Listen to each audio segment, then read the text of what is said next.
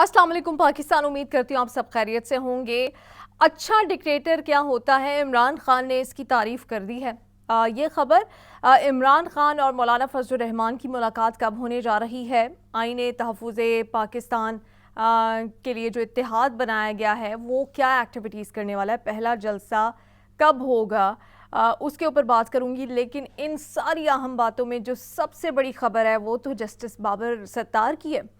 Justice Babar Sattar ने अब क्या छक्का मारा है जो कि बाउंड्री लाइन से बाहर गया है, इसके ऊपर बात करने जा रही हूँ। जिन लोगों ने अब तक चैनल सब्सक्राइब नहीं किया वो चैनल सब्सक्राइब कर सकते हैं और अपना फीडबैक आप कमेंट्स में दे सकते हैं। सबसे पहले जस्टिस मेरे ख्याल से बाबर सत्तार से आगाज़ कर लेती हूँ। आपको पता है कि माजी में भी कुछ जजेस की जानिब से अभी हालिया माजी में इस्लामाबाद हाई कोर्ट के जो जजेस हैं उनकी जानिब, सीनियर जजेस की जानिब से भी ख़त लिखा गया था सुप्रीम जुडिशल काउंसिल में कि उनको धमकाया जा रहा है, प्रेशराइज़ किया जाता है कि अब वो अपने फैसले जो हैं, जजमेंट्स जो हैं वो चेंज करें और उसको मॉडिफाई करें कुछ उमंगों के मुताबिक। खुफिया एजेंसी के लोगों के ऊपर उन्होंने इल्ज़ामात लगाए थे।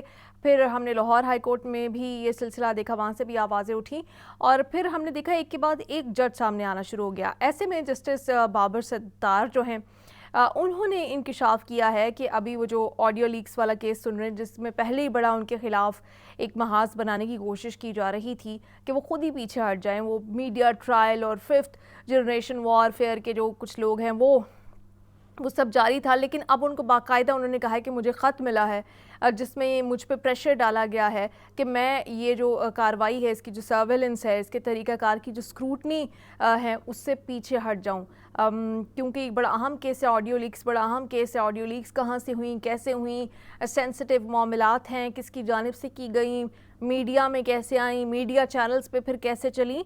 ये बड़ा एक अहम नुक्ता है, ये बड़ा एक अहम केस है जो कि पाकिस्तान के फ्यूचर को भी डिफ़ाइन करेगा कि क्या हमने ऐसे ऑडियो वीडियो लीक्स पे ही चलना है, क्या लोगों की ज़ाती ज़िंदगियों की ऑडियो वीडियो लीक्स ऐसे ही मंजर-ए-आम पर लाई जाएंगी, कौन इसमें ज़िम्मेदार होगा, क्या वो ऐसे ही बच निकलने में कामयाब हो जाएंगी। तो एक अहम केस है और बाबर सत्तार जो हैं इसको बड़ा टेक्निकली सुन रहे हैं। लेकिन अब उन्होंने कहा है कि खुफिया एजेंसी में बैठे जो लोग हैं, हाई ऑफिशल्स के नाम उन्होंने लिए हैं कि वो मुझे उनकी जानिब से ये प्रेशर टैक्टिक्स हैं।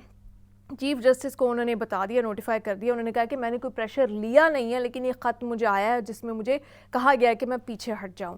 अब पाकिस्तान के हालात को जितने लोग जानते हैं वो जानते हैं कि इस बात में भी कोई दो राय नहीं है कि जो है वो ये उनको इस तरह से डराया या कोई पैगाम उनको दिया गया होगा। तो ये ख़बर सामने आई है जिसकी अब तहकीकात होनी है, जिसके ऊपर जो अटॉर्नी जनरल है वो आके खुद ही से गवाहियाँ देने लग गए कि नहीं जी ऐसा कुछ नहीं हुआ, ऐसा बनाने की कोशिश की जा रही है। भाई हु आर यू, हेल मैं निकाल देती हूँ इसमें से। लेकिन आप कौन हो जिनके ऊपर इल्ज़ाम लगा है, वो जवाब देंगे। चीफ जस्टिस हैं, वो इसके ऊपर इंक्वायरी करेंगे। अटॉर्नी जनरल कौन होते हैं आगे केस किसी और का, गवाह किसी और के बनने के।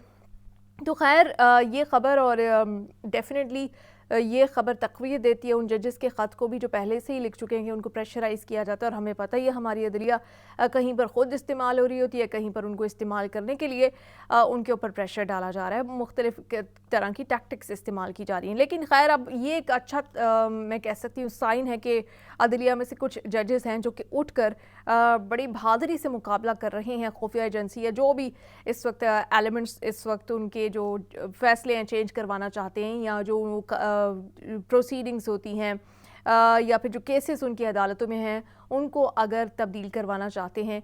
तो इस वक्त जजेस उठ के स्टैंड ले रहे हैं जो कि बड़ा अच्छा साइन है पाकिस्तान के लिए, पाकिस्तान की अदलिया के लिए, पाकिस्तान के निज़ाम इंसाफ के लिए बड़ा साइन है।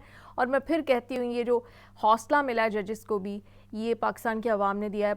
8 फरवरी को जो पाकिस्तान के अवाम ने किया उसकी वजह से ये हौसला मिला है। अब आते हैं, इमरान खान ने एक बार माजी में एक इंटरव्यू दिया था जिसमें उन्होंने अच्छे डिक्टेटर और बुरे डिक्टेटर की पहचान बताई थी। उनके मुताबिक अच्छा डिक्टेटर वो होता है, मतलब डिक्टेटरशिप को कहीं ना कहीं इमरान खान पसंद करते हैं, इसी वजह से जनरल बाजवा को 3 साल की एक्सटेंशन दिलवाई थी। उनका ये कहना है कि अच्छा डिक्टेटर वो होता है जो सारी जिम्मेदारी उठा लेता है, फिर सारे इदारे भी ठीक कर देता है। और बुरा डिक्टेटर वो होता है जो जमहूरी बनता रहता है, लेकिन हर इदारा जो है वो ख़राब उसकी वजह से हो रहा है। हर इदारे की ख़राबी के पीछे उस डिक्टेटर का हाथ होता है। लेकिन जो अच्छा डिक्टेटर होता है वो फिर सारी रिस्पॉन्सिबिलिटी खुद ले लेता है और सारी चीज़ें, मुल्क की सारी बुराइयाँ, सारे इदारे ठीक कर देता है। تو یہ ایک ان کا ماضی کا انٹرویو ہے جو اس وقت وائرل ہے، جس میں وہ اچھے ڈکٹیٹر اور برے ڈکٹیٹر کی ڈیفینیشن بتا رہے ہیں. میں نے سوچا آپ کے ساتھ شیئر کروں. ابھی کون سا ڈکٹیٹر ہے یہ پھر عمران خان ہی بتا سکتے ہیں، کیونکہ اب وہ ان کو خط بھی لکھنے جا رہے ہیں اور دیکھتے ہیں کہ آنے والے دنوں میں اس خط کا کیا جواب آتا ہے، کوئی رسپانس آتا ہے یا نہیں آتا ہے. لیکن ابھی جو معاملہ درپیش ہے وہ آئین تحفظ پاکستان جو ایک اتحاد بنا ہے، کیا اس میں مولانا فضل الرحمان شامل ہو رہے ہیں یا نہیں ہو رہے؟ کیونکہ اگر مولانا فضل الرحمان اس میں شامل نہیں ہوتے تو وہ کمزور اتحاد ہے. اس میں ایک مضبوط اتحادی کی ضرورت ہے، اور جو اس وقت سب سے زیادہ مضبوط اتحادی ہو سکتے ہیں وہ مولانا فضل الرحمان ہو سکتے ہیں. مولانا فضل الرحمان کے اوپر پاکستان تحریک انصاف کے لوگوں میں بھی تنقید کی جاتی ہے. علی امین گنڈاپور ڈیفینیٹلی ہم نے دیکھا کہ وہ ڈیرہ اسماعیل خان میں ان کے اوپوننٹ ہوتے ہیں تو وہ ان کے اوپر تنقید کر رہے تھے، جس کے بعد عمران خان نے علی امین گنڈاپور کو بھی ذرائع کے مطابق یہ پیغام پہنچایا کہ وہ مولانا فضل الرحمان کو ٹارگٹ نہ کریں. اس وقت جو اپنے حلقے کی سیاست ہے اس کو الگ رکھیں اور اس وقت جو پارٹی کو ضرورت ہے اس کے اوپر فوکس کریں.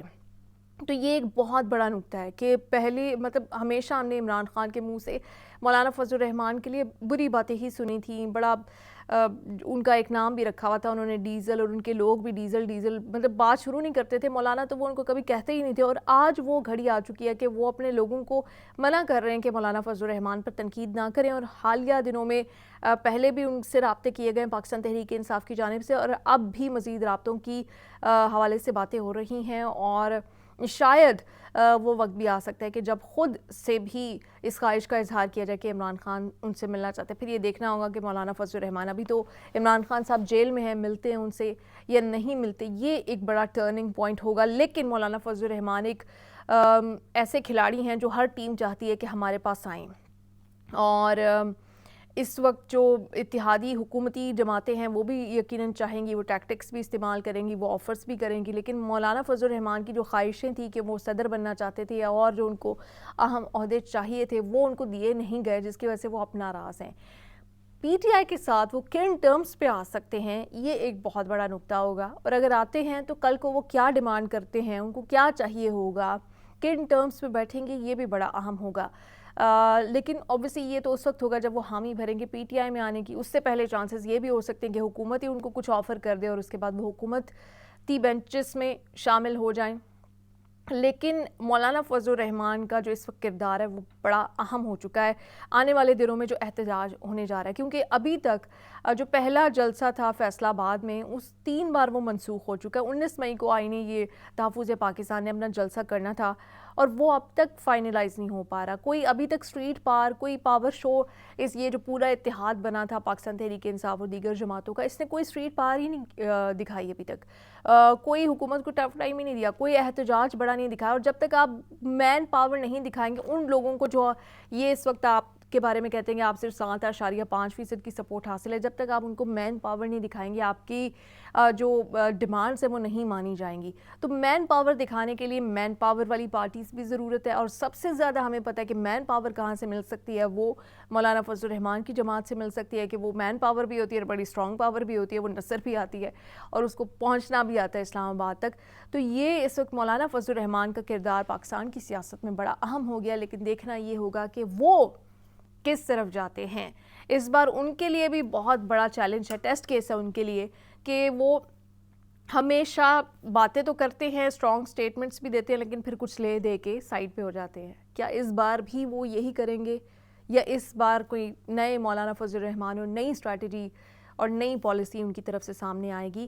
اور اگر یہ اتحاد بنتا ہے پی ٹی آئی اور مولانا فضل الرحمان کا تو ایک بڑا اسٹرانگ اتحاد ہوگا. یہ تھی آج کی ہائی لائٹس. پاکستان زندہ باد.